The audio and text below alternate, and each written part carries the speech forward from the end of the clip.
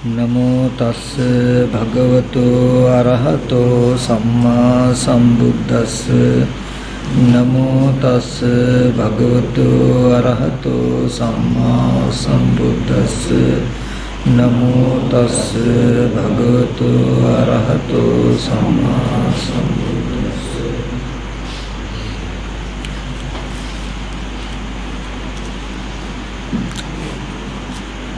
අපි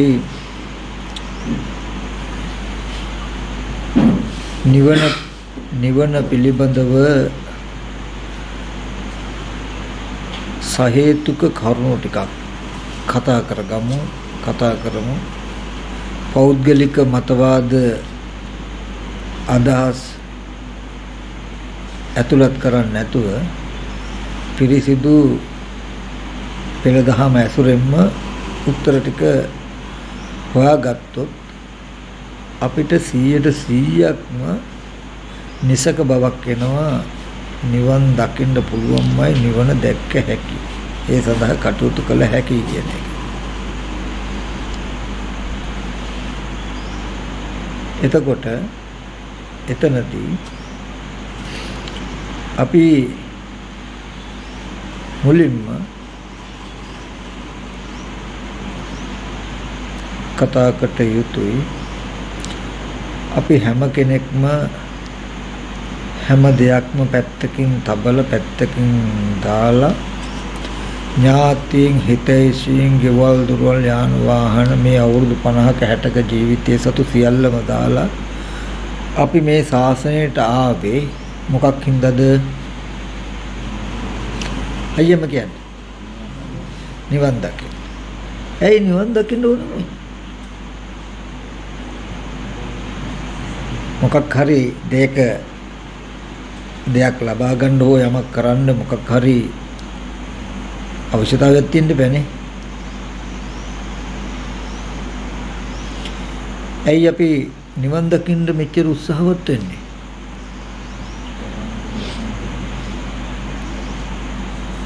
අපි දන්නවා, අහලා තියෙනවා නිවන් දැක්කොත් තමයි භව දුක නැති වෙන්නේ. සසර නැවත ඉපදීම නැති වෙන්නේ, නැති කරන්න පුළුවන් වෙන්නේ නිවන් දැක්කොත්. එතකොට ඒ ටික අපි සහේතුකව බලමු වෙන්නේ කොහොමද කියලා. ඊගාව කාරණාව බලමු. අපි නිවන කියන එක එතකොට දකින්න පුළුවන් එකක් නේ. සාමාන්‍ය කතාවට කියන්නේ නිවන් දකින්නයි උත්සාහය. නිවන් දැක්කොත් හරි කියලා. එතකොට නිවන කියන එක දැක්ක යුතු දෙයක්, දකින්න පුළුවන් එකක්. නිවන දැක්ක යුතු එකක් නම් ඒක දකින්න වෙන්නේ මරණයෙන් පස්සේද ජීවත් වෙද්දිද? ජීවත් වෙද්දී. මැරිලා නිවන් දකින්න බෑනේ. එහෙනම් නිවන් දකින්න ජීවත් වෙන්න ඕනේ. ඊට පස්සේ අපි හොයාගමු ඇත්තටම නිවන කියන එක දැක්ක යුතු එකක් නම් නිවන දකින්නේ කොහොමද? අපේ ජීවිතයේ කොතනින්ද කියන ප්‍රශ්නය ඇත්තටම විසඳ ගන්නටම ඕනේ. මොකක් නිසාද? අද දවසේදී අපිට නිවන පිළිබඳ තියෙන සංකල්පය. සීලයක පිළිපදලා සමාධිය ඇති වෙන සමතකමටහනක් වඩලා අරමුණු අනිත්‍ය හැටියට, දුක් හැටියට, අනාත්ම හැටියට, අසුභ හැටියට මොන විදියට බලමින් නැත්නම් විචාරණා කරමින් හිටියොත් මේ විදිහට සීල සමාධි ප්‍රඥා කියලා අපි දන්න විදිහට අර්ථ දක්වපු තියාගෙන ඉන්නේ අපි ත්‍රිශික්ෂාවේ හැසිරෙන නිවන් දකි කියලා. සීලයක පිළිපදලා සමතකමටහනක් වඩලා විදර්ශනා කරනවා. මේ ටික කරගෙන යනකොට නිවන් දකි කියලා. එතකොට නිවන තාම අපිට සංකල්පයක්.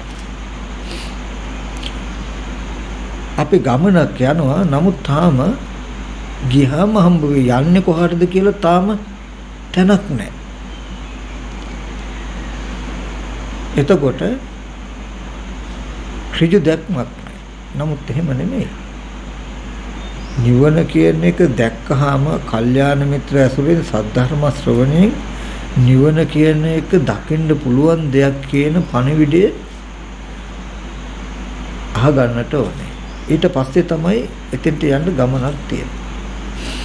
එහෙනම් බුදුරජාණන් වහන්සේ නිවන් දැකීමට අර්ථ වශයෙන් පෙන්නපු ධර්මතාවය මොකක්ද කියලා අපි බලමු. ඒක තමයි අර මම එදා කිව්වේ යංකින්චි සමුදය ධම්මං සබ්බං තං නිරෝධ ධම්මං විරජං වීතමලං ධම්මචක්ඛුං උදපාද කිව්වොත් සමුදය ස්වභාව කොට ඇති. සමුදය කියලා කියනකොට ඇතිවීම, හට ගැනීම, ඉපදීම කියන අදහස්.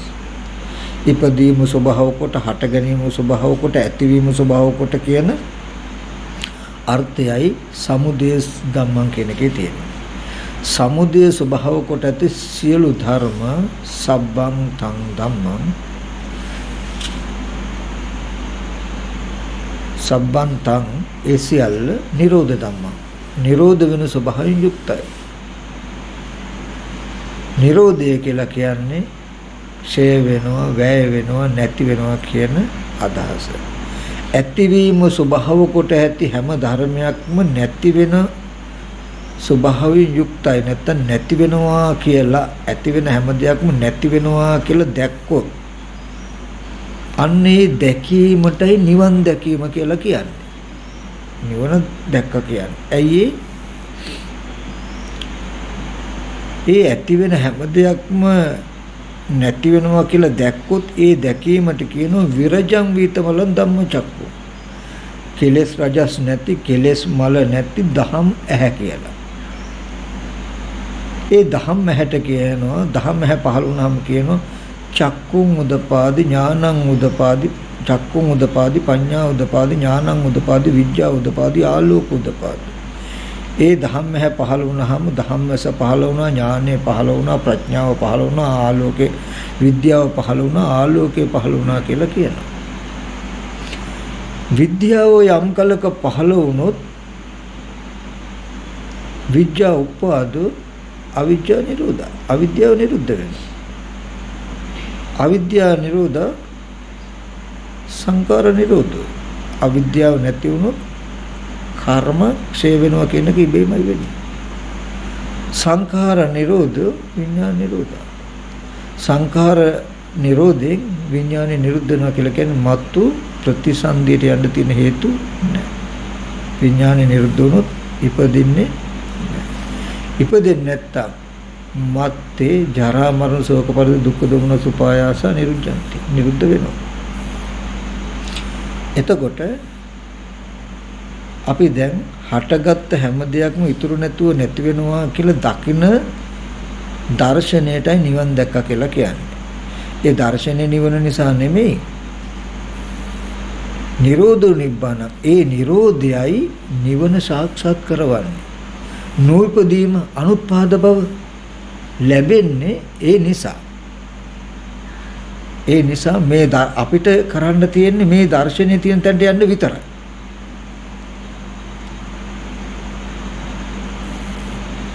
හටගත්ත හැම දෙයක්ම නැති වෙනවා කියලා සම්මා දිට්ඨිය ඇති කරගන්න තැනට යන්න විතරයි. ආර්ය අෂ්ටාංග මාර්ගය විතරයි අපිට පුරන්න තියෙන්නේ. ඒ ටික කරනකොට ඇති වෙන විමුක්තියක් තියෙන, විමුක්ති ඥාන දර්ශනයක් තියෙන, අසංකතේ සාක්ෂාත් වීමක් තියෙන එක මේ ආර්ය අෂ්ටාංග මාර්ගය නැමැති දර්ශනයක් පුරපේකේ ප්‍රතිඵලයක් වෙනවා. නමුත් අපිට ඒ තැන දක්වා කටයුත්තක් නැහැ. අපිට තියෙන්නේ හටගත්ත හැම දෙයක්ම නැති වෙනවා කියලා දකින්න තැනට මනස අරගෙන යන එක විතරයි. එතකොට නිවන් දැක්ක කියලා කියනවා ඊතුරු ධර්මතාවයන් අරබය අසංකතේ සාක්ෂාත් වීම සඳහා මතු නූපදීම සඳහා අමුතෙන් කටයුතු වැඩපිළිවෙලක් නැහැ. ඒකයි මත්තේ කටයුත්තක් නැහැ. එතන ගියාම නාපරංගිත්තත් ආයේ මත්තේ කටයුත්තක් නැහැ. ඒකයි තන තියෙන ප්‍රධාන ලක්ෂණය. කටයුත්ත කළා මත්තේ කටයුත්තක් නැහැ කියන સિદ્ધාන්තය සිද්ධ වෙනවා. හරි. එතකොට දැන් අපි දැක්ක නිවන් දකිනවා කියලා කියන්නේ සමුදය ස්වභාව කොට ඇති සියලු ධර්මයේ නිරුද්ධ වෙන ස්වභාවයෙන් යුක්තයි කියලා හටගත් හැම දෙයක්ම නැති වෙනවා කියලා දකින්නට ඕන. ඊගවට අපි දැන් යන් ඊගව ප්‍රශ්නෙට. දැන් නිවන කියන එක දැක් පැහැදිලි හටගත් හැම දෙයක්ම නැති වෙනවා කියලා දකින්න ඕනේ. ඊගව ප්‍රශ්නෙට යන් දැන් අපි මොකද්ද? එහෙනම් සමුදය ස්වභාව කොට ඇති ධර්ම කියන්නේ මොනවද? සහේතුක එකින් එකට එමු. සමුදය ස්වභාව කොට ඇති ධර්ම කියන්නේ මොනවද? සංයුත්ත නිකායේ 4 වෙනි කාණ්ඩේ ජාති ධම්ම වර්ගයේ තව ගොඩාක් තියෙනවා. නම් සහේතුකව ඕගොල්ලන්ට මම මේ ටික පෙන්නන්නේ. මහණෙනි නුඹලට සමුදය ස්වභාව කොට ඇති ධර්මතා දේශනා කරන්න. ඒක මනාව අහන්න. මහණෙනි මොකද්ද සමුදය ස්වභාව කොට ඇති ධර්ම? ඇතිවීම ස්වභාව කොට ඇති, හට ගැනීම ස්වභාව කොට ඇති, ඉපදීම ස්වභාව කොට ඇති ධර්ම මොනවද? එතකොට බුදුරජාණන් වහන්සේ පෙන්නනවා ඇහැ සමුදය ස්වභාව කොට ඇති ධර්මයක්. රූපය, චක්කු විඥානය, චක්කු සම්පස්සේ නිසා උපන්න සැප වේදනාවක්, දුක් වේදනාවක්, උපේක්ෂාවක් වේදනාවක් මෙන්න මේ ධර්මතා සමුදය ස්වභාව කොට ඇති ධර්ම. ඒ විදිහටම කෙටි කරලා ගන්න කන මුල් කාරණාව කරගෙන ගහනේ නාසය මුල් කාරණාව කරගෙන දිව මුල් කාරණාව කරගෙන කය මුල් කාරණාව කරගෙන මනස මුල් කාරණාව කරගෙන උපදින චිත්තජයසික ටිකත් ඒ ආයතන ටිකත් මේ සියල්ලම අයිති මොකද්ද? සමුදය ස්වභාව කොට ඇති ධර්මය හැටියට.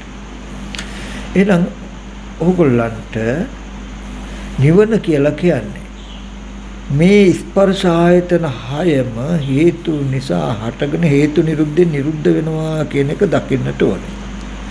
අන්න ඒ දැකීම තිබුණොත් අන්නේ දර්ශනයට කියනවා කෙලෙස් රජස් නැති, කෙලෙස් මල නැති, කෙලෙස් දුවිලි නැති පිරිසුදු ධම්ම නිවන් දැක්ක කියලා. නිවන් දැක්කොත් තියෙන ප්‍රධාන ලක්ෂණයක් තමයි භව දුක නැති වෙනවා. හරි. දැන් සමුදය ස්වභාව කොට ඇති ධර්ම කියන එකත් අපි ඉගෙන ගත්තා. දැන් බලමු ඇත්තටම අපිට අද දවසේදී නිවන පෙනෙනවද නැද්ද කියලා. උන්වහන්සේලා ඇහෙන් මොන හරි දෙයක් රූපයක් දැක්කොත් අහකට යනකොට දැකපු රූපය ඉතුරු නැතුව නිරුද්ධ වුණා කියලා පේනවද? දැකපු දේ ඇති බවට තේරෙනවද? මොකද වෙන්නේ? ඇති බවට තේරෙනවා. එහෙනම් දකින හැම දෙයක්ම හටගෙන නිරුද්ධ වෙන ස්වභාවයෙන් යුක්ත වුණාට ඒ නිරෝධ වෙන ස්වභාවය අපිට පෙනිලාද? ඒ කියන්නේ අපිට එහෙනම් නිවන පෙනෙන්නේ නැහැ. දකින හැම දෙයක්ම ඇති බවට එකතු වෙලා. දකින රූප ටික ඇති බවට එකතු වෙලයි අපිට ඇහැ හදලා තියෙන්නේ, කන හදලා තියෙන්නේ කියලා දන්නවද? දකින රූපේ එකතු වෙන ගානේ රූපය දැකපු ඇහත් එකතු වෙලා, ඒ චක්කු විඥානයත් එකතු වෙලා, ඒ ස්පර්ශයෙන් උපන්න වේදනා සංඥාත් එකතු වෙලා. රූපයක් පේනවද ඇහැ නැතුව? රූපයක් පේනවද චක්කු විඥානය නැතුව? රූපයක් පෙනෙනවද චක්කු සම්පස්සේ නැතුව? රූපයක් පෙනෙනවද චක්කු සම්පස්සයෙන් උපන්න චෛතසික ටිකක් නැතුව? එහෙනම් අර ටික ඔක්කොම නැති වෙලා රූප විතරක් ඉතුරු වෙනවද? ඒව නැතුව රූප පෙනෙන්නේ නැත්තම් රූපේ තියෙනවා නම් ඒ ධර්මතා ඇති ගන්නට යනවද නැද්ද? ඇති ගන්නට යනවා. කියන්නේ වහන්සේලාට දැකපු දේ ඉතුරු වුණා කියලා කියන්නේ ඒ ඉතුරුනේ ඇහැ, චක්කු විඥානේ, චක්කු සම්පස්සේ ඒ උපන් ධර්මතා ටික තමයි ඉතුරු වුනේ. සද්දයක් ඇහුනොත් අහන සද්දය ඇති වෙන බව පෙනේද නැති වෙන බව පෙනේද? ඒක නම් කියයි හඬන නැති වෙනවා කියලා පෙනෙනවා කියලා. එක ආයතනයක් විතරක් නැති වෙන බව පෙනෙන්නේ නැහැ. ඇති වෙනවා නම් හැම ආයතන ටිකම ඇති වෙනවා, නැති වෙනවා නම් එක ආයතනයක් නැති වුණොත් අනිත් හැම ආයතනයක්වත් නැති වෙනවා. සද්දය තුලත් වෙන්නේ එහෙමයි. අපි කියමු සද්දය එහෙම අපිට නැති වුණා නම් මේ ලෝකේ තරහ ගන්න, අමනාප වෙන්න, බනින්න හේතු ඉතුරු වෙන්නේ නැහැ.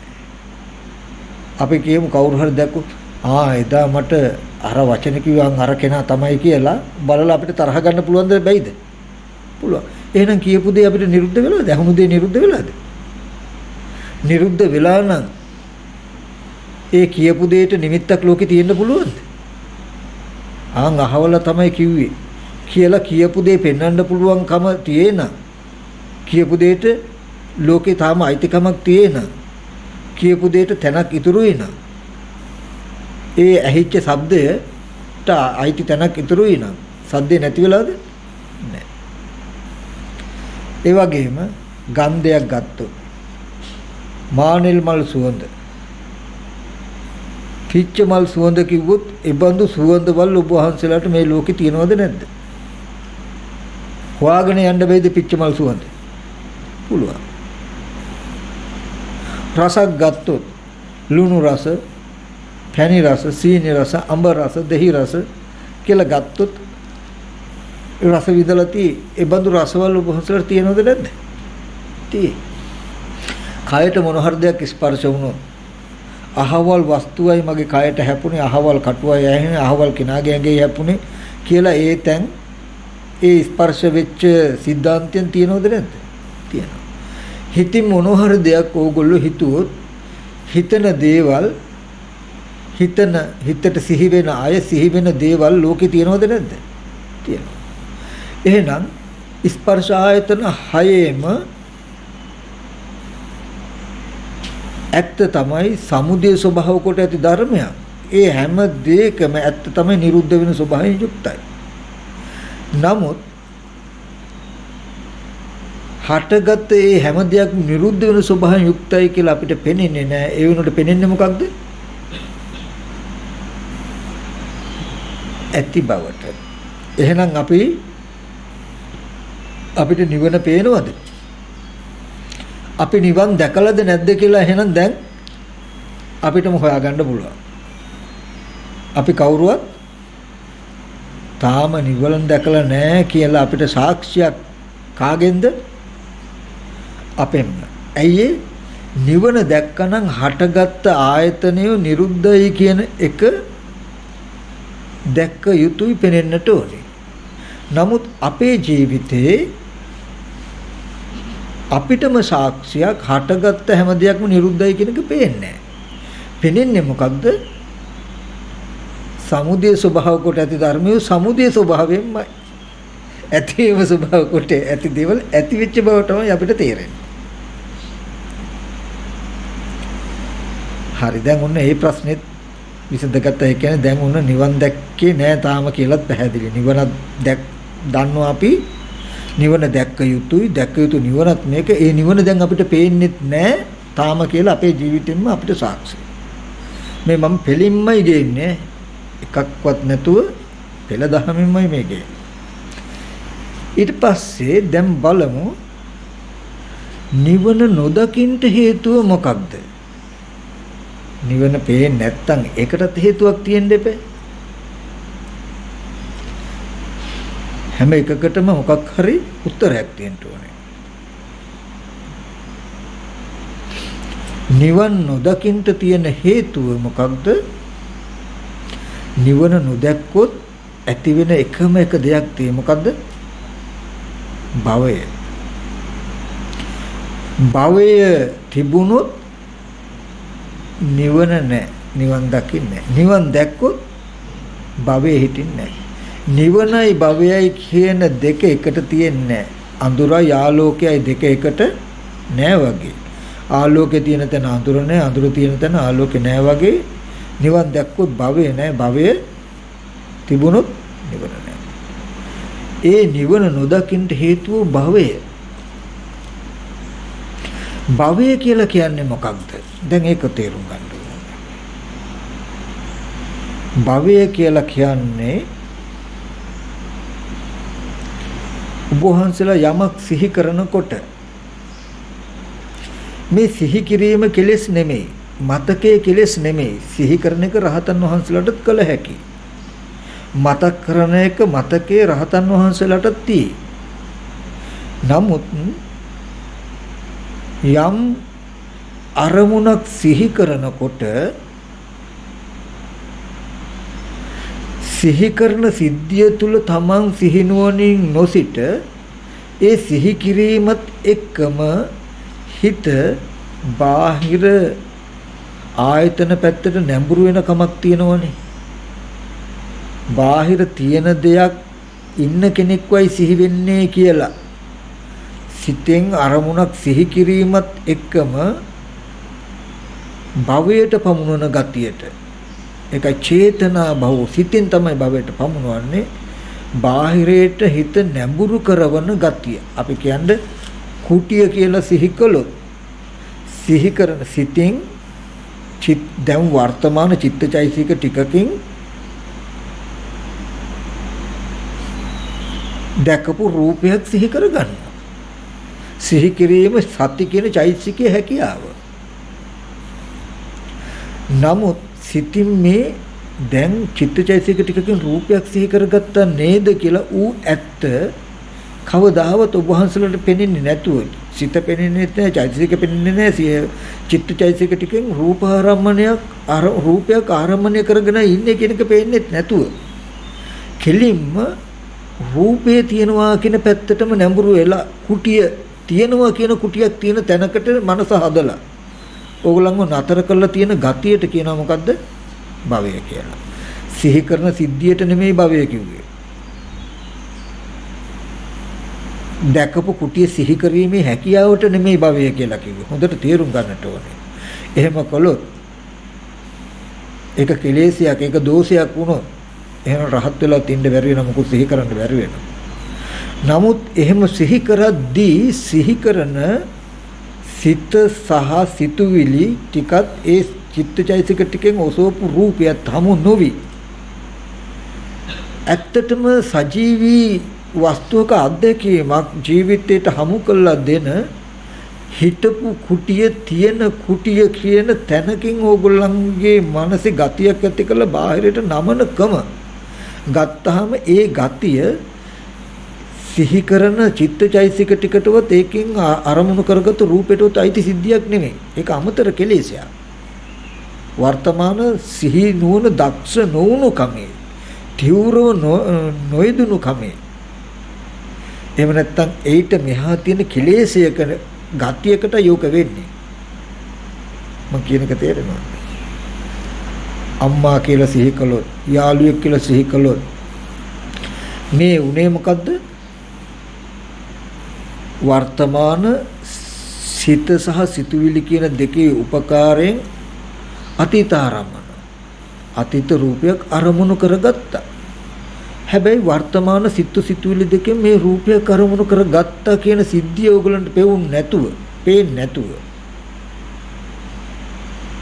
අසුරු කළ කෙනෙක්, දැකපු කෙනෙක්, හිතපු කෙනෙක් හම්බ වුණා, සිහි වුණා කියලා පුද්ගල භාවයත් එක්ක බාහිරයට පමුණුවන සිහි වෙන අරමුණක් ගානේ බාහිරයට පමුණුවන ගතියෙන් දකින්න භවය කියන එක. එතකොට සිහි කිරීමත් නෙමේ දෝෂේ, සිහි වීමත් නෙමේ දෝෂේ, මතකෙත් නෙමේ දෝෂේ. උදේ දාන වැළඳුවනේ. උදේ දානේ වැළඳුවම පාත්‍රයේ තිබුණු දේවල් දැන් සිහි කරන්න බැයිද? පුළුවන්. දැන් ඒ බඳු දානි පාත්‍රයක් තියේද කොහෙවත්? නැහැ. නැති වුණාට සිහි කරනවා කියන දේ හිතට කරන්න බැරි නෑ. කොහොමත් එහෙමමයි. අතීත හේතුත් වර්තමාන ඵලත් කිසි කලකත් වුණුන් එකට හමු වෙලා නැහැ, හමු වෙන්නේද නැහැ. වර්තමාන ඵලයන් උපදිනකොට අතීත හේතු නිරුද්ධ වෙලා බොහෝ කල වහන්සේලා දැන් මේ ඇති බවට සිහි කරනකොටත් ඒ සිද්ධියට හමු වෙච්ච ඒ ඇහැ රූප චක්කු විඥානේ නිරුද්ධ වෙලා බොහෝ කල.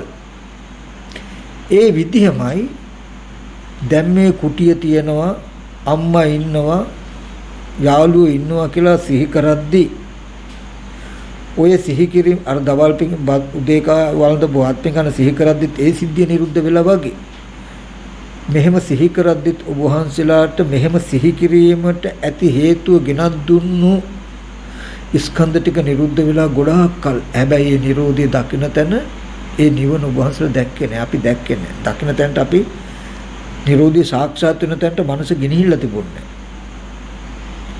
ඒ හින්දා හිතේ හැකියාව තමයි දැකපු දේ සිහි කරනකම සිහි කරනකොට නිවන් නොදැකීම නිසා හටගත දේ නිරුද්ධයි කියලා දැකපු නැති නිසා භවයට හිත නැමෙනවා. ඒ කියන්නේ ඇති බවට හිත නැඹුරු වෙනවා. සහේතුකම සිද්ධි. නිවන දැක්කේ නැති නිසා හටගත දේ නිරුද්ධයි කියලා දැකපු නැතිකම හින්දා සිහි කරනකොට ඇති බවට හිත නැමෙනවා. ඒ කියන්නේ නිවන් නොදැකීමට හේතුව මොකද්ද? භවය. මෙහෙම වෙන ගතිය. දැකපු දෙයට හිත නැමෙනවා කියන කම. ඊට පස්සේ කුමක් නිසාද භවය? ඇයි අරමුණක් සිහි වෙනකොටම චිත්තචෛතසික ටිකකින් රූපයක් සිහි කරගත්තා කියන එක හමු නොවි. ඒ තුල අපිට හසු නොවි. ඇත්තටම සිද්ධිය වුණත් ඒ තුල අපිව රැඳෙන්නේ නැතුව සිහි වෙන වස්තුව පැත්තට බාහිරයටම අපිව නැඹුරු කරන්නේ. හරියට වී කරලක් බිමට නැමෙනවා වගේ. ඇයි අපිව සිහි වෙන අරමුණත් එක්ක බාහිරට නැමෙන්නේ? ඒ කියන්නේ භවයේ කුමක් හින්දාද? උපාදානය නිසා. මොකද්ද උපාදානය කියලා කියන්නේ? උපාදානය කියලා කියන්නේ වස්තු නෙමෙයි. වස්තුන් කෙරෙහි අධික වටිනාකමක් දැනෙනකම. රත්තරන් රිදී මුතු මැණික් කාර් වාහන පැජරෝ මොන හරි දෙයක් කිව්වා මෙච්චර කියලා ඒව ගැන වටිනාකමක් දැනෙනකමට කියනවා කාමෝපාදාන. අපි කියමු එහෙම නැත්නම් අම්මට ආදරේ, සහෝදරයෙකුට ආදරේ කියන තැන ගත්තාම ඒ වගේ තැනක් ගත්තාම උපාදාන ගොච්චකයක් තියෙන පොකුරා. අපි කියමු ඒ රූපේ සත්‍ය පුද්ගලෙක් හැටියට දකිනකොට අත්වාද උපාදාන. අම්මා කියන එක පුද්ගලෙක් හැටියට දකිනකොට අත්වාද උපාදාන. හැබැයි අම්මට ආදරේ කැමති කෙනෙකුට කාම උපාදාන. ඒද කුසල කුසල කරන යම්කිසි සත්‍යයක් කියන හැඟීම තියෙනකොට ditthi උපාදාන. අම්මට ආදරේ කියලා යාළුවට කැමති කියලා අපි දකින තැනක තියෙන්නේ කාම උපාදානයි, අත්වාද උපාදාන, ditthi උපාදානයි කියන ගති ටික. එතකොට පුද්ගලයෙක්මයි සත්වයෙක්මයි කියලා පෙන්වන එකේ බලවත් ගතිය වස්තුවක වටිනාකම් පෙන්වන කම. වස්තුව නෙමෙයි, ස්කන්ධ ටික නෙමෙයි, ස්කන්ධ ටික කෙනෙක්මයි කියන හැඟීමට කියනවා. හැඟීමට කෙනෙක්මයි කියන ගතියට දැනෙන කමට කියනවා අත්වාද උපාදාන.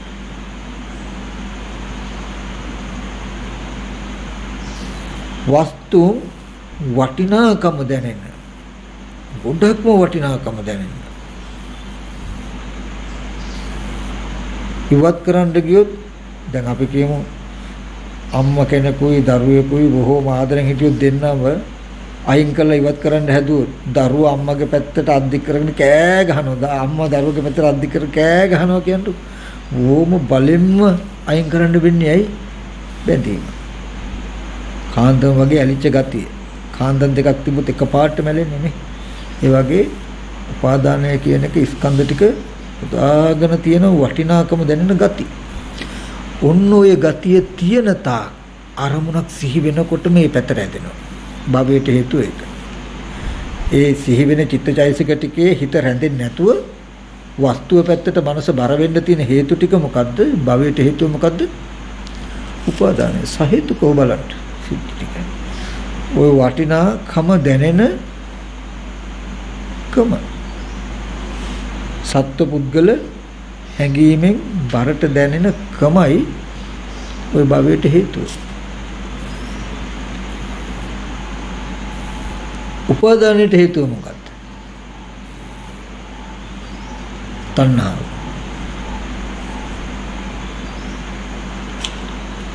උපාදානයට හේතුව කැමැත්ත තණ්හාව. අන්න බුදුන්තුලට ප්‍රශ්න ලියහගන්න පුළුවන් තැනට අවිල්ලා තියෙනවා. යෝ තස්සා ඒව තණ්හාය ආශේසෝ විරාගෝ ඡාගෝ පටිනිස්සග්ගෝ මුත්‍ති අනාලය. ඒ තුන් ආකාර තණ්හාවගේ ඉතුරු නොකොට නැති කිරීමක් තියෙනනම් අත්හැර දැමීමක් තියෙනනම් ගියා දැමීමක් තියෙනනම් අන්න ඒකට කියනවා නිරෝධය කියලා. මොකද තණ්හා නිරෝධෝ උපාදාන නිරෝධෝ. තණ්හාව ඇති නොවන විදිහේ වැඩපිළිවෙලක් කරන්න පුළුවන් නම් කළොත් වටිනාකම දැනෙනකම වෙහෙසක් නැතුව ටික ටික ගෙවෙනවා.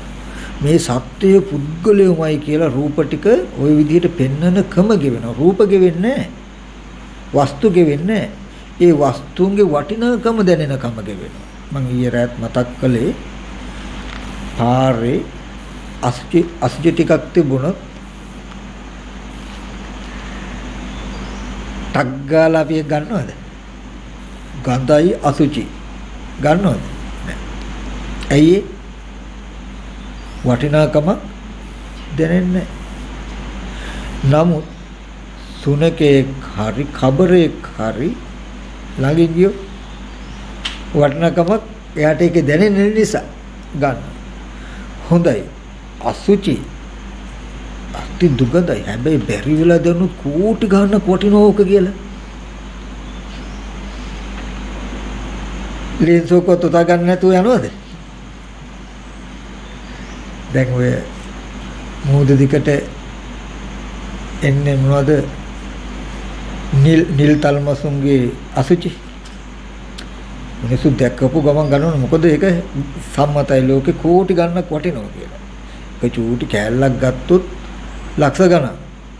ඉතින් ඒ වගේ දෙයක් ගත්තොත් ටග්ගල උතාගෙන යනවා. ඒ වගේ අර ටිකේ වටිනාකම දැක්කොත් උතාගෙන යනවා. ඒ වගේ අන්නේ වටිනාකම පෙනෙන වැඩපිළිවෙලක් තියෙනවා ගෙවෙන. එහෙම නැතිනම් කවදාවත් මේ වටිනාකමත් එක්ක අද අපි හැමෝටම අම්මලා තාත්තලා නෑදෑයෝ කැසට් දෙක් ටීවීත් එක්කම නිවන් දකින්න තිබුණොත් හොඳයි වගේ තැනකින් ඒව දාලා යන්න බෑ වගේ තැනකින් තියෙන්නේ මොකද? ඒවේ වටිනාකම් දැනෙනකම හින්දා. වටිනාකමක් දැනෙනකම අතහැරුණොත් ගෙවුණොත් ওই ද්‍රව්‍ය කාරණා අරගෙන යන්න ඕනේ. ඕවා තිබීමම දුකක් හැටියට තේරෙයි. එතකොට මේ වටිනාකම තණ්හාව නැති වෙන වැඩපිළිවෙලක් කරන්න පුළුවන් නම් මම ඒකත් කියලා දෙන්නම්. වැඩපිළිවෙලක් කරන්න පුළුවන් නම් ඒ තණ්හාව නැති වෙන විදිහ වැඩපිළිවෙල කර කර ඉන්නකොට උත්සාහය නෙමෙයි අනුත්සාහය. වෙහසක් නැතුවම වස්තුන්ගේ වටිනාකම નિરાයාසයෙන් ගෙවෙන අර වැඩපිළිවෙල හේතුඵල ධමයක් නේ. තණ්හාව නම් උපාදානට හේතුව. තණ්හාව නැති වෙනකොට උපාදානය නිරුද්ධ වෙනවා. වටිනාකම අඩු වෙනවා. කාම උපාදානය. කාම වස්තුන් කෙරෙහි බලවත් කාම ඡන්දයක් තියෙනවා නම් කාම රාගයක් තියෙනවා නම් කාම විපාසයක් කාම දැවිල්ලක් කාම උත්සාහවත් ගතියක් තියෙනවා. ඒක සංසිඳෙනවා. මේ සත්වයේ පුද්ගලයෝ කියලා දැනෙන කමක් තියෙනවනම් ඒව අඩු වෙනවා. උපාදානය අඩු වෙනකොට භව නිරෝධ සිහි වෙන අරමුණත් එක්ක බාහිර වස්තු පැත්තට මනස බර වෙන ගතිය નિરાයාසයෙන්ම අඩුයි. සිහි වෙන සිද්ධාන්තයත් එක්ක හිතලා කිරීම නෙමෙයි මේ කියන්නේ. નિરાයාසයෙන් ඔගොල්ලෝ එන්නේ අපිට විනාඩි 5ක් හිතලා හොඳට සිතුවිලි ටිකේ අවදියෙන් හිටිය හැකි. නමුත් එතන මේ පුද්ගල භාවයේ උත්සාහය අතරන ගමන් අතහැරෙනවා. නමුත් ඒකට කියනවා තදංග ප්‍රහාණය කියලා. ඒ කියන්නේ ඒ වෙලාවට විතරයි.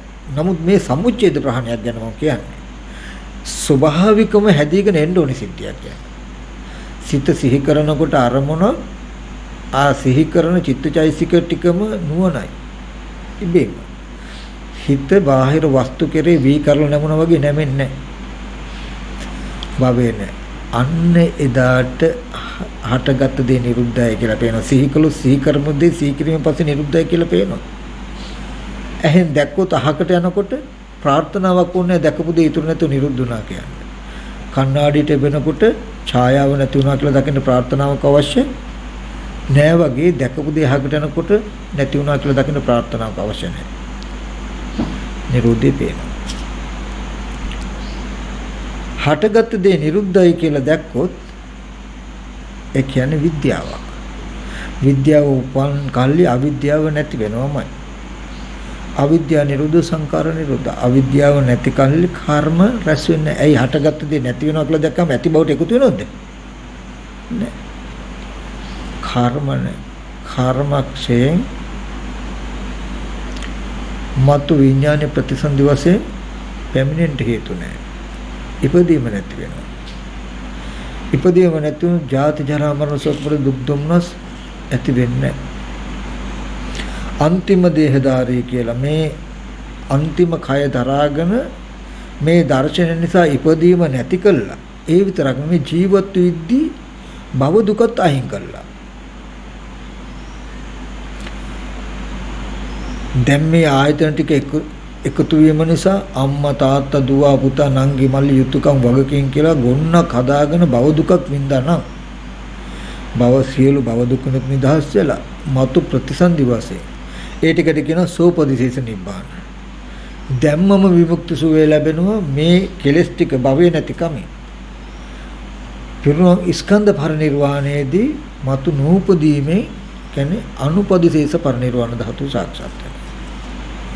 ඉපදීම නැති කළා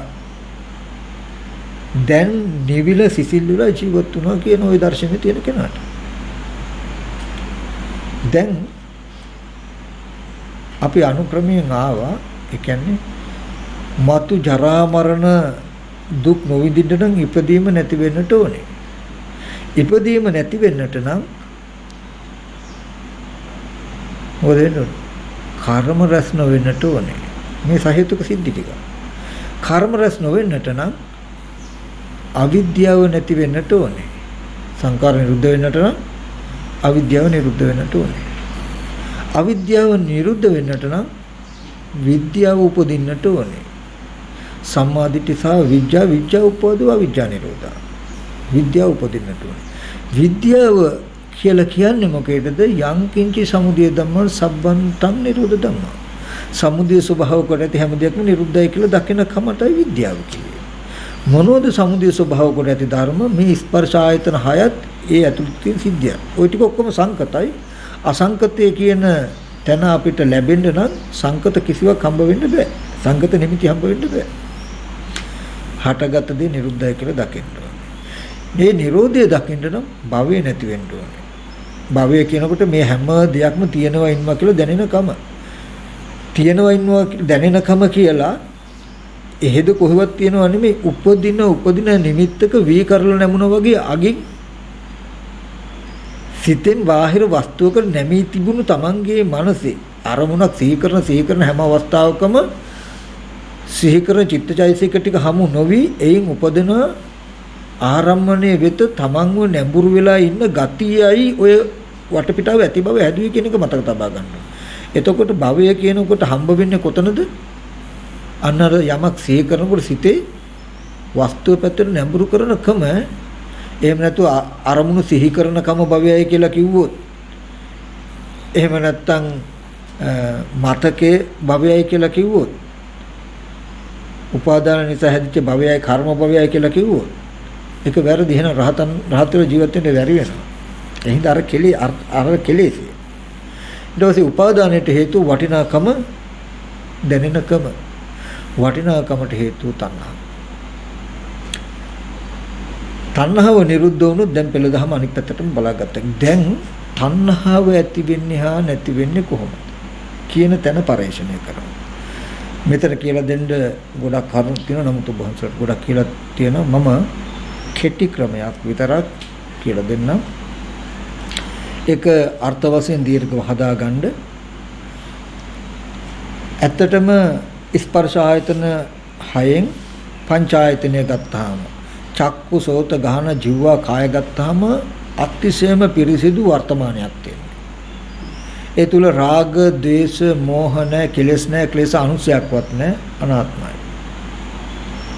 විපාක ටික. මන ආයතනයේ විපාක මට්ටමක් තියෙනවා. නමුත් මන ආයතනයේ කර්මද වෙනවා, ක්‍රියාද වෙනවා, විපාකද වෙනවා කියලා බෙදන්න වෙන නිසා ඒක නැතුව අර පහ විතරක් ගත්තේ. ඒක කිසි වෙලාවක එහෙම බෙදන්න අවශ්‍ය නැතුව තනි වචනෙන් තියෙන විස්තර ටිකක් ඔය. වර්තමානයක් පිරිසිදුමයි, කෙලෙස් නෑමයි. ඒ තුල අනර්ථකාරී කිසිවක් නැවත ප්‍රතිසන්දියට පමුණවන්න පුළුවන් කිසිවක් නැහැ. හැම ඒ ස්කන්ධ ටික නිරෝධ ස්වභාව කොට ඇති ධර්මයමයි. සමුදය ස්වභාව කොට ඇති ආයතන ටිකේ එක ලක්ෂණයක් විතර තියෙනවා. සම්බන්තන් නිරෝධ ධම්ම. නිරුද්ධ වෙන ස්වභාවය විතරමයි තියෙන්නේ. ආපහු ඇති බවට හටගෙන කර්ම රැස් කරන ගතිය එව්ව මුකුත් නැහැ. ඒ නිසා මේ තණ්හාව ඇති කිරීම හා නැති කිරීම සඳහා තියෙන වැඩපිළිවෙල තියෙන්නේ එක ආයතනයක් හරහා. මනෝ විඥාන සම්පස්සේ හරහායි, මන ආයතනය හරහායි. කෙටියෙන් ගත්තොත් හිත රැක ගන්න විතරයි තියෙන්නේ. ඒකෙදි අපි කියමු දැන් පැය භාගයක් ඉඳගෙන ඉන්නවා කියන්නේ. ඉඳගෙන ඉන්නකොට මෙතන ක්‍රම දෙකක් තියෙනවා. මොකක්ද? උපදින සිතුවිලි වලට තමන් යට වෙනවද, තමන් සිතුවිලි යට කරගන්නවද කියන ක්‍රම දෙකක් තියෙනවා. විතර්ක වලින් තමන්ව යට කරනවද, තමන් විතර්ක යට කරනවද කියන සිද්ධිය. ඉඳගෙන පැය භාගයක් හිටියොත් පැය භාගයේ පුරාවට යම් තාක් දේ සිහි වෙයිද, සිහි වෙන හැම එකක්ම ඔබ වහන්සේලාට ඇත්තම වුණොත්, ඇත්තම වෙලා ඒකට ප්‍රතිඋත්තර බඳමින් හිටියොත් ඒ සිතුවිලි දක්ෂ වුණා ඔබ වහන්සේලාව යට කරන්න. හොඳට මතක තියාගන්න. ඒ සිතුවිලි ඇත්ත වෙලා සිතින් කියින් කිරින් කරනකොට ওই සිතින් කියින් කිරින් අතර තමයි ඔය තණ්හාව නිර්මාණය වෙන්නේ. ලෝභ ද්වේෂ දෙක ඇති වෙන විදිහට හැසිරෙනවා. අපි කියමු කුටිය කියලා සිහි වුණොත් සිහි වෙච්ච එක ඇත්තමයි. ඇත්තටම තියෙන කුටිය. සිහි වෙලා කුටියට රිලව් පැනලක් දන්නේ. ඇඳුම් ටික සිවුරු එළියේ දාලා ඒක ඇත්ත කරගෙන මොන හරි දෙයක් හිතනකොටම ආපහු සිහි වුණා යාළුවෙක්. ඇත්තට යාළුවා දැන් කොහේ ඉන්නවද දන්නේ නැහැ. ඒ යාළුවයි මා ඉස්කෝලේ ගිය හැටි කියලා මේ කොහෙවත් නැති පැත්තකට යනවා. ওই විදිහට පැය භාගයක් පුරාවට සවිඥානික වේව අවිඥානික වේව යම් අරමුණක් සිහි වෙන අරමුණ ශනිකව පිළිගන්නවා. පිළි අරගෙන ඒකට හිතින් කියින් කිරින් කරනවා. සිහි වෙන අරමුණ දක්ෂ වුණොත් තමාව ඈඳ ගන්න කෙලෙස් උපදවන විදිහට. ඕගොල්ලන්ව ඒකට පටලවා ගන්න දක්ෂ වුණොත් ඒ කියන්නේ මායя දක්ෂයි. මායя දක්ෂයි ඕගොල්ලන්ව ඇත්තම කරවලා හිතින් කියින් කරවලා ලෝභ දේශ දෙක ඇති කරන තැනට මනස හදන්න. පැය භාගයක් පුරාවට උපදින විතර්කයේ ඇත්ත වෙලා ඒකට ප්‍රතිඋත්තර බඳමින් ඔයගොල්ලෝ හිටියෝ. ඒ කියන්නේ මේ පැය භාගයක් පුරාවට උපන්න විතර්කයන්ගෙන් ඕගොල්ලන්ව යට කළා. ඕගොල්ලෝ විතර්ක වලට යට වෙලා හිටියා. ඒ ඉන්නකොට ඕගොල්ලෝගේ ඔය ක්‍රියාදාමයේ තුල නිර්මාණය වුණේ අවිජ්ජා දෝමනස කියන ටික, ලෝභ ද්වේෂ කියන කරුණ දෙකට තමයි ඕගොල්ලෝ විස්තර සපයලා උත්තර හදාගන්න තිබුණේ. ඔන්න ඔය විදිහට කර හිටියොත් වස්තු වල වටිනාකම දැනෙනකම සත්පුද්ගල ආත්මීය දේවල් තියෙනවමයි කියලා උපාදාන අත්වාද උපාදානකම කියන එක එන්න තීව්‍ර වෙනවා, තහවුරු වෙනවා. ඔය විදිහට හැසිරෙන එකට කියනවා තණ්හාවෙන් හැසිරෙනවා කියලා. ඒ තණ්හාවෙන් හැසිරුණොත් ඒකේ ප්‍රතිඵල ටික කොතනද? උපාදාන වෙනකම් මේ ලෝකේ එන්න වස්තුන්ගේ වටිනාකම දැනෙන යෝගලන්ට එන්න සත්‍ය පුද්ගලයෝ අය ඉන්නවා කියන හැඟීමම තහවුරු වෙවි ඉස්සරහට ජීවිතය අරගෙන යයි. ඒ උපාදානයේ ඇති වුණොත් එයා ඊගව දේ පුරවන සිහි කරන හැම නිමිත්තක්ම ඒ චිත්තචෛසික ටික ඕගලන්ට නොදක්වා වී කරලක් නමුනාසේ බිමට භවයට ඕගලන්ගේ මනස නමුනවා. බාහිරයට මනස නමන ගතිය හැදේ. එහෙම හැදිලා සිහි වෙන අරමුණක් ගන්න එහෙම වෙච්ච එකේ ලක්ෂණය තමයි අනුරාධපුරයේ තියෙනවා, මිනිස්සු ඉන්නවා, සත්වය තියෙනවා, පොලිසිය තියෙනවා, ස්පිරිතාල තියෙනවා, ගෙවල් දොරවල් තියෙනවා කියලා අද දැනෙන ගති. ඔන්න ඔය ගති ටික තිබුණොත් හටගත්ත දේ නිරුද්ධයි කියන එක පේන්නේ. දකින හැම දෙයක්ම එකතු වෙයි. තමන්ගේ දකින අහන දේවල් ඇති බවටම තියෙන ශේස්ත්‍රය තියෙයි. ඒ විතරක් නෙමෙයි නොදන්නා නොදැක්ක දෙයක් දැනගත්තොත් හෝ දැක්කොත් ඒකත් ඔයගොල්ලන්ගේ විමානයට එකතු වෙනවා මිසක ඒකද නිරෝධය හම්බ වෙන්නේ නැහැ. ඒ විදිහට තිබුණොත් විද්‍යාව නැහැ අවිද්‍යාව, අවිද්‍යාව තිබුණොත් සංකාර. දැකපු අහපු දේවල් ඇති බවට කර්ම නිමිති රැස් වෙලා. සංඛාර තිබුණොත් විඥානයේ ප්‍රතිසන්දි ඉපදලා ජරා මරණ දුක. හැය භාග්‍ය පුරාවට උපදින විතර්කයේ ඇත්ත වෙලා උත්තර බඳපු එක විතරයි ඔයගොල්ලෝ කළේ. නතර වෙලා තියෙනවා ජාති ජරා මරණ ශෝක පරිදේ දුක් දුම්නස් වලට උරුමයි කියන තැන දක්වා තීන්දුව తీරණය ඇවිල්ලා තියෙනවා. තණ්හාව පිරෙන්නේ උපාදානීය පුරවලා, උපාදානීය පිරෙන්නේ භවයේ පුරවලා, භවයේ පිරෙන්නේ අවිද්‍යාව පුරවලා, අවිද්‍යාව පිරෙන්නේ කර්ම පුරවලා, කර්ම පිරෙන්නේ ජාතිය පුරවලා, ජාති පිරෙන්නේ ජරා මරණ පුරවලා ඇත. කුඩාලියද්දක් පිරෙන්නේ කුඩා කුඹුරේ ලියද්ද පුරවන්නේ ඊගාව ලියද්ද පිරේ, ඊගාව ලියද්ද පිරෙන්නේ ඊගාව ලියද්ද පිරේ. මේ විදිහට යම්සේ කුඹුරකට වතුර හරවන්නේද මේ වගේ ඔබේ ජීවිතයේ එක්තරා එක තැනක පොඩි වරද සිතුවිල්ලකට යට වුණු වරදට ඔබ දුක් විඳින වන්දි ගෙවනවා. ජරා මරණ සංඛ්‍යාත අනවරාග්‍රෝ සංසාරක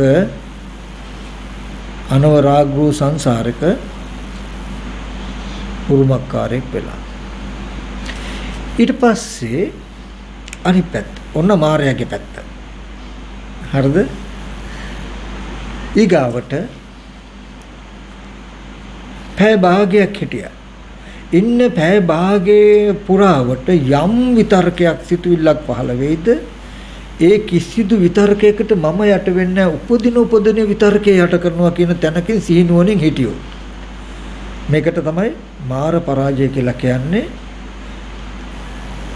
මාර්යා එන්නේ හුරුතල් විදිහට ඇත්තටම තමන්ට ප්‍රතිඋත්තර බඳවන්න, තමන්ව ඒකට යොමු කරවන්න, තමන්ව ඒකට හිතින් කිරින් කරවන්නමයි බලාගෙන ඇත්තම කරවලයි පහළ වෙන්නේ. ඒකයි කෙලෙස් ලේසි නෑ, මාර පරාජය ලේසි නෑ කියන්නේ. යුද්ධයකදී ආයුධ බොහෝ තිබුණොත් ආයුධ තීව්‍ර වුණොත් ජයගත හැකි.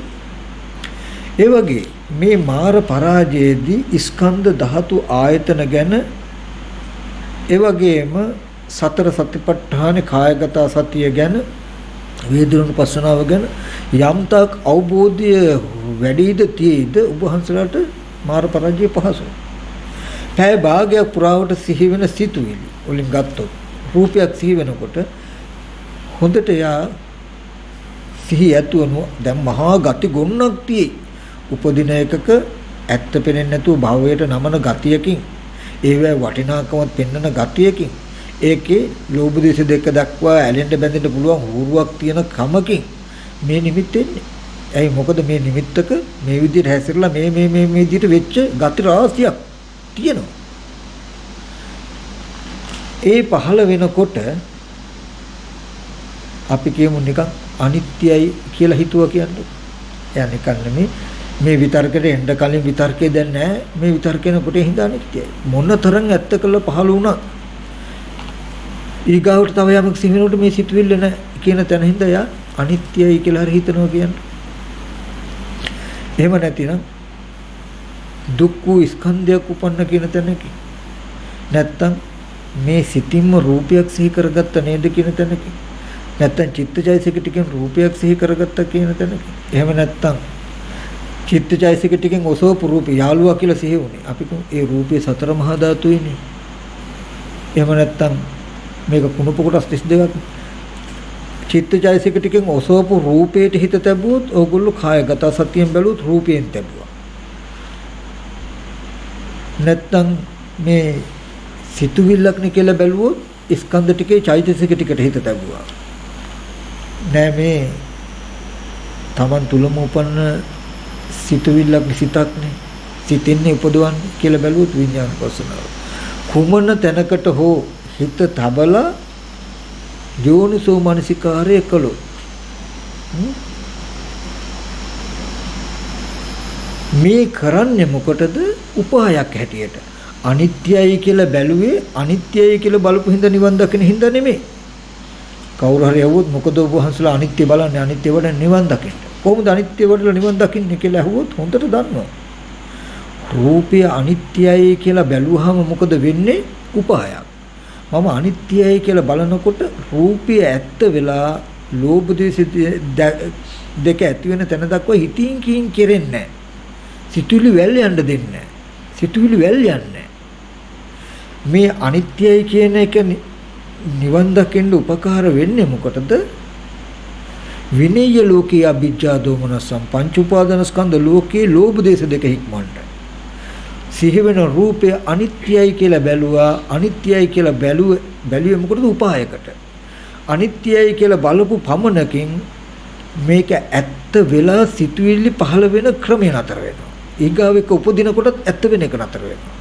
ඒ නිසායි අනිත්‍ය වශයෙන් හෝ දුක් වශයෙන් හෝ අනාත්ම වශයෙන් හෝ අසුභ වශයෙන් හෝ සතර මහා ධාතු වශයෙන් හෝ සිත හැටියට හෝ සිතුවිලි හැටියට කුමන ආකාරයකට හෝ අර්ථ දක්ව පැය භාගය පුරාවට උපදින සිතුවිලි එකක්වත් ඇත්ත වෙලා ඇත්ත කරගෙන උත්තර බඳින්න යන්නේ නැතුව උත්තර බඳින්න නොදී Taman හිතින් කියින් කිරින් කරමින් එකට සම්බන්ධ නොවුණු සිහි වෙන අරමුණ එක Taman නැහැ.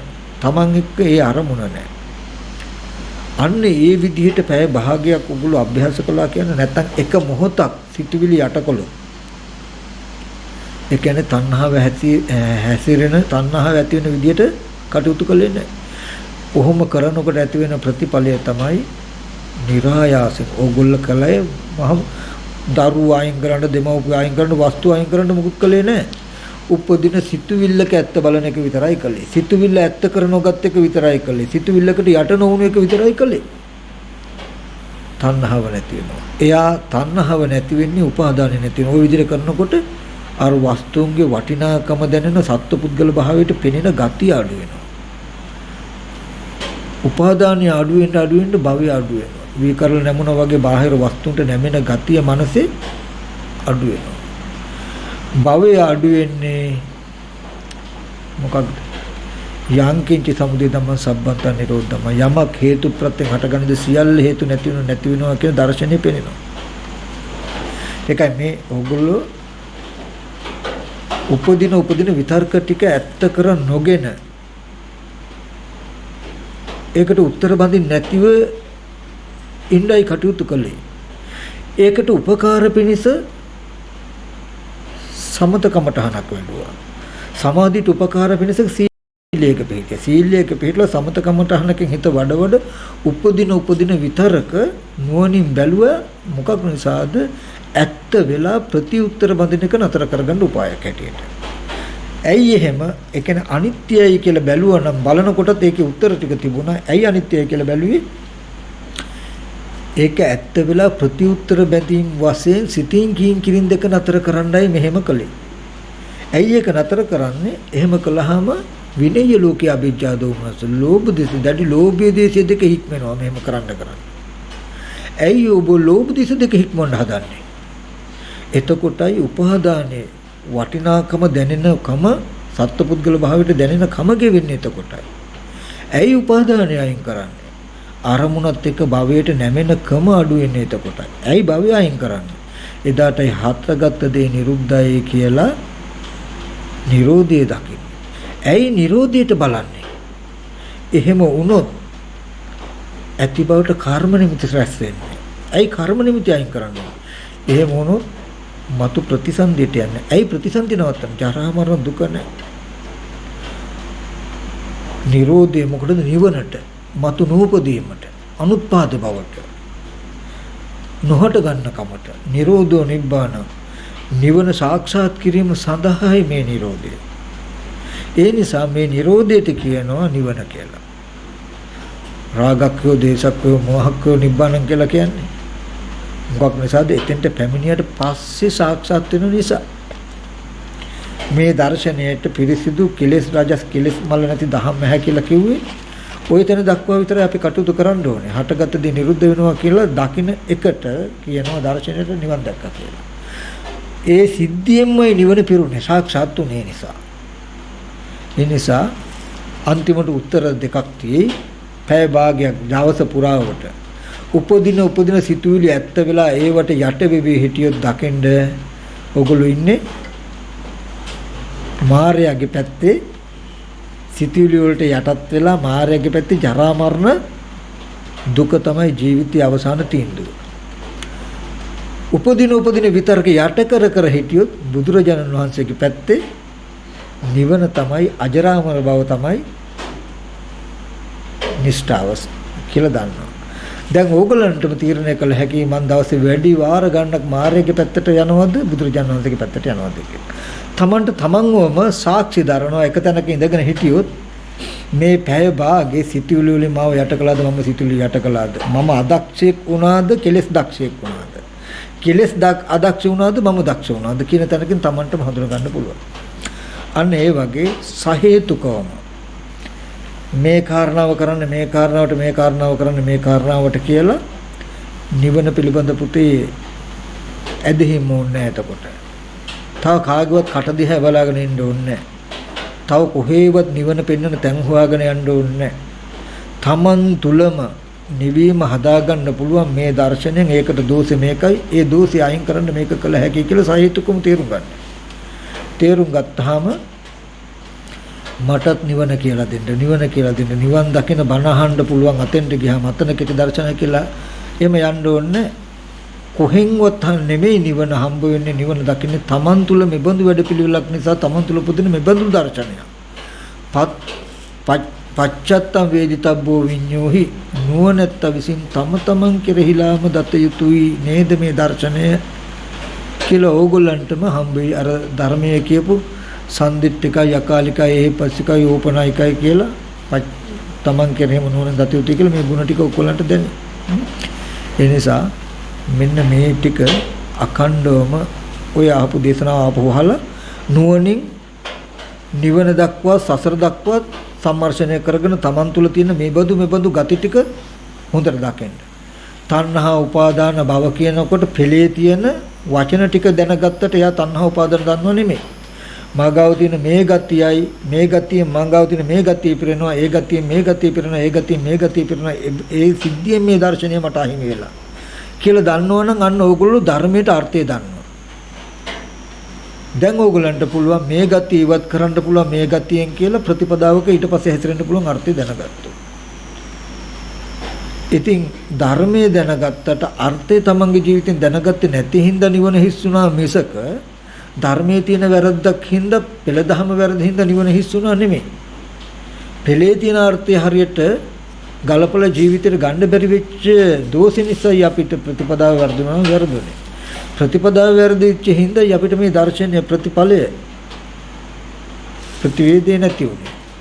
ඉතින් ඒ නිසා හැම දිනාටම සහේතුකවම මේ ධර්මයේ දැකලා මරණයෙන් පස්සේ නෙමෙයි තව අවුරුදු ගානකිනුත් නෙමෙයි අදම නිවීම සාක්ෂාත් කරගන්න පුළුවන්. මේ දැන් උතන ඉඳලම සිතුවිල්ලට සිහිය තබල නිවනේ වැඩපිළිවෙල ආරම්භ කරන්නත් පුළුවන්. ඉතින් ඒ සඳහා මේ ජීවිතයේදීම සියලු ආකාරයෙන්ම නිවීම මිදීම හදාගන්නට ඔයගලන්ට හැකි වේවා කියලා තාසෙන්සෙන්න කරනවා. හොඳයි, තෙරුවන් සරණයි.